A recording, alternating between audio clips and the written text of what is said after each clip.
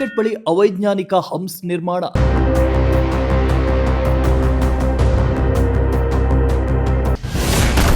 ಸ್ವರೂಪಿ ಹಂಸ್ಗಳಿಂದ ಸಾಲು ಸಾಲು ಅಪಘಾತ.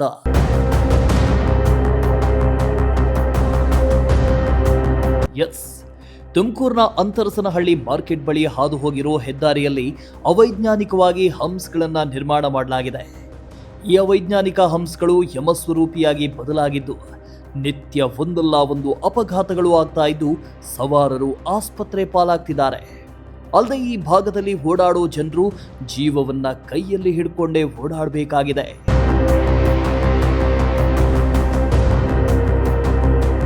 ಅಂತರಸನಹಳ್ಳಿ ಮಾರುಕಟ್ಟೆ ಬಳಿಯ ಹೆದ್ದಾರಿಯಲ್ಲಿ ಇತ್ತೀಚೆಗಷ್ಟೇ ಹೊಸದಾಗಿ ದೊಡ್ಡದಾದ ಹಂಸ್ ನಿರ್ಮಾಣ ಮಾಡಲಾಗಿದೆ. ಹಂಸ್ ಬಳಿ ಸೂಚನಾ ಫಲಕಗಳನ್ನಾಗಲಿ ಅಥವಾ LED ಹಾಗೂ ಇಂಡಿಕೇಟರ್ ಲೈಟ್ಸ್ಗಳನ್ನಾಗಲಿ ಹಾಕದೇ ಇರೋದ್ರಿಂದ ವೇಗವಾಗಿ ಬಂದ ವಾಹನಗಳು ಅಪಘಾತಕ್ಕೀಡಾಗ್ತಾ ಇವೆ. ರಾತ್ರಿ ವೇಳೆ ಈ ಯಮಸ್ವರೂಪಿ ಹಂಸ್ಗಳು ಕಾಣದಾಗಿದ್ದು ರಾತ್ರಿ ವೇಳೆ ಹೆಚ್ಚು ಅಪಘಾತಗಳಾಗ್ತಾ ಇದ್ದು ಸವಾರರು ಆಸ್ಪತ್ರೆ ಪಾಲಾಗ್ತಿದ್ದಾರೆ.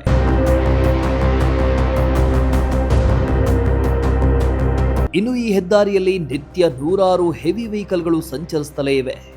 ಇತ್ತ ಇಲ್ಲಿ ತಿರುವಿರುವುದರಿಂದ ವೇಗವಾಗಿ ಬರೋ ಸವಾರರಿಗೆ ಹಂಸ್ ಅಪಘಾತಕ್ಕೆ ಒಳಗಾಗ್ತಿದ್ದಾರೆ. ಕಳೆದ ರಾತ್ರಿಯಷ್ಟೇ ಆಟೋ ಚಾಲಕರೊಬ್ಬರಿಗೆ ಹಂಸ್ ಇರೋದು ತಿಳಿಯದ ಕಾರಣ ಹಂಸ್ ಎಗರಿಸಿ ಆಟೋ 3 ಪಲ್ಟಿಯಾಗಿ ಉರುಳಿ ಬಿದ್ದಿದ್ದು ಚಾಲಕರಿಗೆ ಗಂಭೀರ ಗಾಯಗಳಾಗಿದ್ದು ಅದೃಷ್ಟವಶಾತ್ ಪ್ರಾಣಾಪಾಯದಿಂದ ಪಾರಾಗಿದ್ದಾರೆ. ಯಮಸ್ವರೂಪಿ ಹಂಸ್ಗಳಿಂದ ಅಪಘಾತಗಳು ಆಗ್ತಾ ಇದ್ದು ಸಾರ್ವಜನಿಕರು ಆಕ್ರೋಶ ಹೊರಹಾಕ್ತಿದ್ದಾರೆ. ಸರ್, ಇಲ್ಲಿ ಏನಂತ ಅಂದರೆ ಈಗ ಆಲ್ಮೋಸ್ಟು ಯಾರಿಗೂ ಗೊತ್ತಿಲ್ಲ ಲಮ್ಸ್ ಹಾಕಿರೋದು.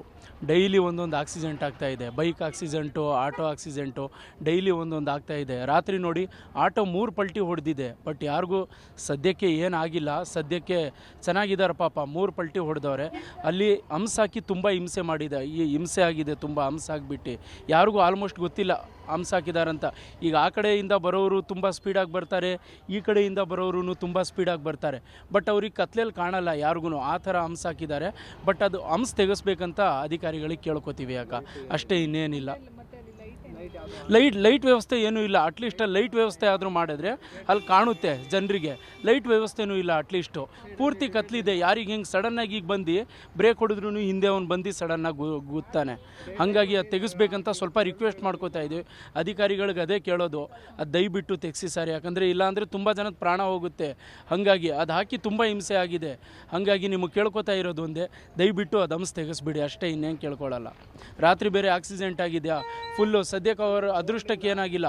ಅವ್ರೇನಾರು ಕೆಳಗೆ ಬಿದ್ದು ಆಟೋಯಿಂದ ಜಂಪ್ ಆಗಿದ್ದವರು. ಅವರು ಮಿಸ್ ಆಗಿ ಏನಾರು ಆಟೋಲ್ಲೇ ಇದ್ದಿದ್ರೆ ಚಪಾತಿ ಆಗಿಬಿಡೋರು ರಾತ್ರಿ. ಸದ್ಯ ಏನಾಗಿಲ್ಲ. ಆಟೋ ಎಲ್ಲ ಪುಡಿ. ಅವ್ರಿಗೆ ಈಗ ಯಾರು ಹೊಣೆ, ಯಾರು ರೆಡಿ ಮಾಡಿಸ್ತಾರೆ ಪಾಪ? 40-50 ಸಾವಿರ ಬೇಕು ಈಗ ದುಡ್ಡು. ಯಾರು ರೆಡಿ ಮಾಡಿಸ್ತಾರಕ್ಕ? ಹಾಂ ಏನೂ ಇಲ್ಲ ಸರ್, ಏನಿಲ್ಲ.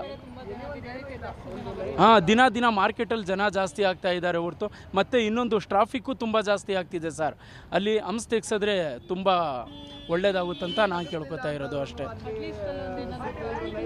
ಅಕ್ಕ. ಇಲ್ಲ, ಈಗ ಹಂಸ್ ತೆಗೆಸ್ಲಿಲ್ಲ ಅಂದ್ರೂ ಅಟ್ಲೀಸ್ಟ್ ಅಲ್ಲೊಂದು ಲೈಟ್ ವ್ಯವಸ್ಥೆ ಮಾಡಿಕೊಟ್ರು ತುಂಬ ಚೆನ್ನಾಗಾಗುತ್ತೆ ಹಂಗಂತ.